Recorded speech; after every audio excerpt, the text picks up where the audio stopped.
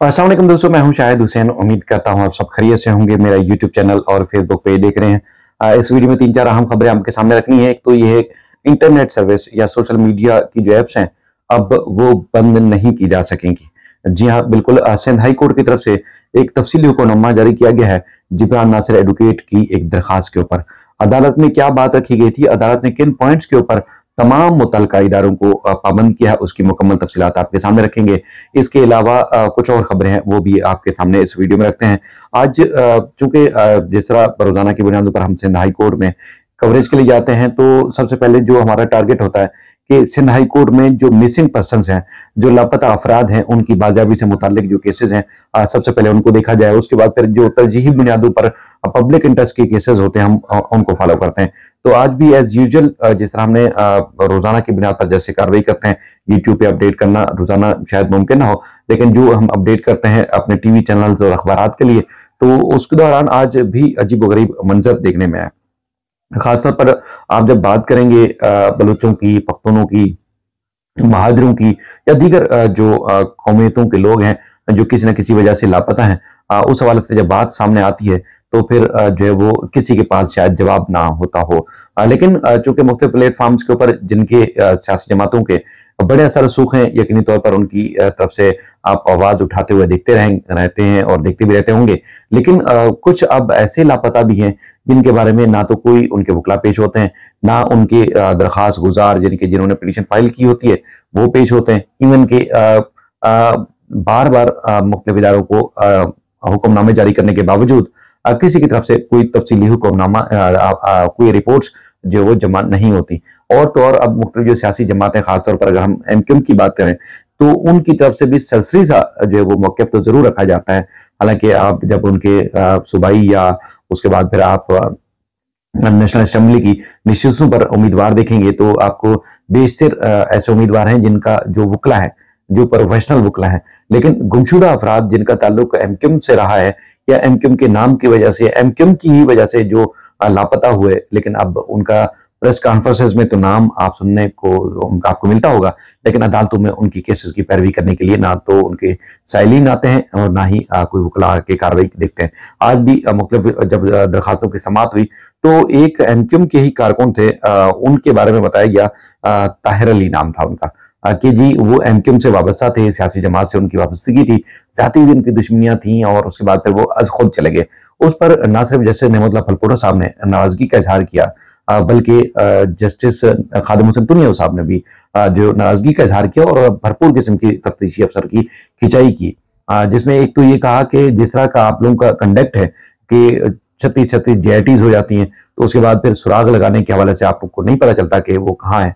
आज खुद गए हैं, कौन ले गया है, क्यों ले गया है, किस वजह से ले गया है, तो उस बारे में आप लोग नहीं बता सकते। इस तरह सूबाई टास्क फोर्स के इजलास भी होते हैं, तब भी आप लोग कुछ नहीं बता सकते। तो तफ्तीश अफसर ने कहा नहीं, बिल्कुल वो सियासी जमात से ताल्लुक था उसका, कोई जाती दुश्मनियां भी थी, तो वो खुद चला गया है ताहिर अली जो है। उस पर जस्टिस ने मतलब फलपोटा साहब ने कहा कि देखिए इस तरह की जो सूरत हाल है आप लोगों की, उस पर कौन एतबार करेगा, कोई एतमाद ही नहीं करेगा आपके ऊपर। तो ये हमें बहुत अफसोस होता है, ये इंतहाई एक अफसोसनाक सूरत हाल है आप सबके रवैये की, कि जो है वो लापता अफराद अगर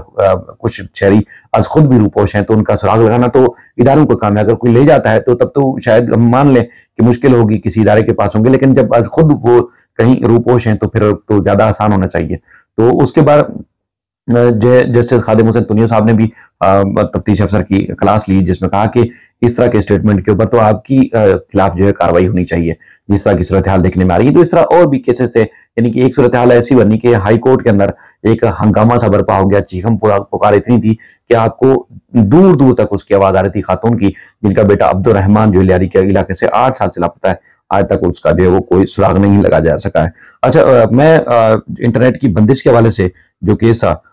उसकी समाअत और उसकी कार्रवाई से आगे बढ़ने से पहले एक और केस बताना चाहता हूँ। आपको पता है कि मुख्तलिफ उम्मीदवारों के कागजात नामजदगी मुस्तरद हुए, ट्रिब्यूनल बने और उसके बाद फिर कुछ ट्रिब्यूनल से बहाल हो गए, कुछ आईनी दरखास्तों में बहाल हुए। तो कुछ ऐसे उम्मीदवार हैं यानी कि जो पाकिस्तान तहरीक इंसाफ के नामजद करदा होंगे NA 242 से अमजद इकबाल आफरीदी साहब, वो कहते हैं उनकी तरफ से सिंध हाई कोर्ट में दरखास्त आई कि उन्होंने कहा कि रिटर्निंग अफसर के पास उनकी तरफ से मुबैना तौर पर एक दरखास्त दी गई जिसका वो कहते हैं कि जी हमने दरखास्त नहीं दी, लेकिन रिटर्निंग अफसर ने उम्मीदवारों की फहरिस्त से उनका नाम निकाल दिया। रिटर्निंग अफसर का कहना है कि चूंकि इन्होंने कागजात नामजदगी जमा कराए थे, उसके बाद फिर कागजात खुद इन्होंने वापस ले लिए, तो इसलिए हमने जो है वो उनको उम्मीदवारों की फहरिस्त में शामिल नहीं किया। तो बहरहाल काफी बहस हुई, तफसीली बहस हुई, असल डॉक्यूमेंट्स भी दिखाए गए चीफ जस्टिस हाई कोर्ट, जैसे अकील अब्बासी साहब ने भी खुद भी उनके कागजात नामजदगी वापस लेने का फॉर्म जो था वो एप्लीकेशन और असल जो कागजात नामजदगी जमा कराने का फॉर्म था वो देखा, साइन और राइटिंग जो है मैच कर रही थी। उस पर अदालत ने कहा भाई सूरत हाल में हम क्या करें, क्योंकि इलेक्शन का प्रोसेस है, हम नहीं चाहते कि किसी तरीके से प्रोसीजर जो है रुक सके। मामला इंतहाई संजीदा है, उम्मीदवार ने कागजात नहीं लिए तो कागजात वापस नहीं लिए थे, तो फिर इतने दिन यानी कि 10-12 दिन गुजर गए, तो फिर सिंध हाई कोर्ट में अब क्यों आ रहे हैं? तो उसके बाद फिर चूंकि जिस तरह का परसेप्शन है, जाहिर है जजेस को भी इस मामले में पता है, तो वो कहते हैं जी जिस पार्टी से इसका ताल्लुक है यानी कि पीटीआई से, तो ताल्लुक है, तो रिटर्निंग अफसर के पास वो पहुंचा कैसे? यानी कि अक्सर तो होता है ना कि वो उम्मीदवार पहले से ही गायब हो जाते हैं या लापता कर दिए जाते हैं या उनको पहुंचने नहीं दिया जाता। उन्होंने कहा जी उम्मीदवार अगर कहता है कि जबरदस्ती बयान दिलवाया गया, तो मामला एक और था, उसके लिए इंक्वायरी हो सकती थी। मुमकिन है ये उम्मीदवार इस कैटेगरी का ना हो कि उसको बयान दिलवाया जाता हो, जबरदस्ती जब बयान दिलवाया गया हो, लेकिन ये है कि ये मामला अगर हुआ है तो उसके लिए अलग मामला है। लेकिन ये जो दरखास्त दी गई है कि कागजात नामजदगी वापस लेने हैं, उसमें दस्तखत सेम है, तो इसलिए तो हम कुछ नहीं कर सकते। उन्होंने कहा कि देखिए एक और रिमार्क्स ये जो भरपूर किस्म के थे, जहां किसी के हकूक का मुतासर होने का मामला है तो हम इसका खुद जायजा लेते हैं। मुल्क में जो गोरख धंधा चल रहा है, चीफ जस्टिस ने कहा, वो अल्लाह ताला सब देख रहा है।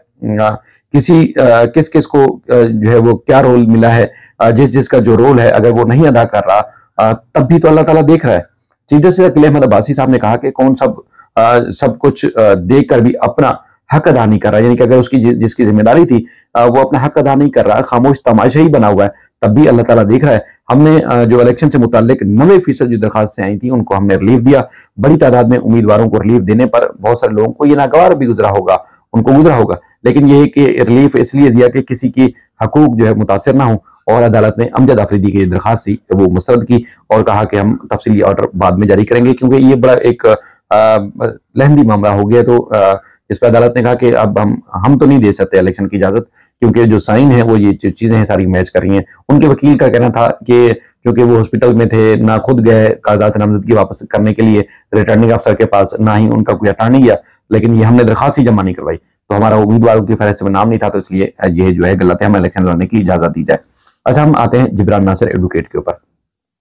हम अक्सर तमाम हमारे जो करीबी हैं या जो चाहते हैं कि लोग जो है उनका किसी न किसी तरीके से बेहतरी हो, तो